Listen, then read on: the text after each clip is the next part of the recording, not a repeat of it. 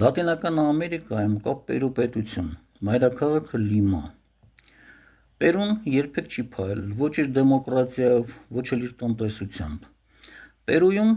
կար փոքրիկ մի ճապոնական համայնք։ 1990 թվականի նախագահական ընտրությունների ժամանակ այդ ճապոնական համայնքից մի հոգի Ալբերտո Ֆուխիմորի անունով իր թեկնածությունը դրեց պրեզիդենտական ընտրություններում։ Ոչ ոք չէր կարծում, որ նա կարող է ընտրվի նախագահ։ Բայց ընտրողները մտածելով, որ լինելով ճապոնացի, Պերուն կդարձնի Ֆուխիմորին մի նոր Ճապոնիա և երկիրը ավելի զարգացած երկիր կդառնա, ձայնը տվեցին Ֆուխիմորիին և Ֆուխիմորին դարձավ երկրի նախագահ։ Նրա նախագահության 10 տարիների ընթացքում Պերուն խրվեց կոռուպցիայի մեջ։ Նա նույնիսկ ուներ աղքատությունը կրճատելու իր մեթոդը։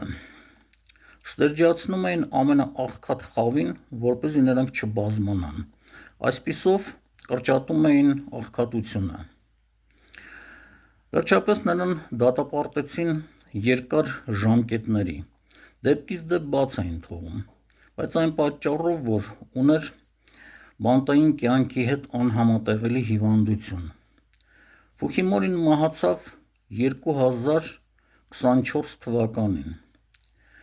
Կար պերուացի արձակագիր, Նոբելյան մրցանակի դափնեկիր Մարիո Վարգաս Լյոսա։ Երբ 1990 թվականին Ֆուխիմորիին ընտրել էին, նա գուշակել էր, թե վերջում ինչ է լինելու, որ այս պատմությունը լավ վախճան չի ունենալու։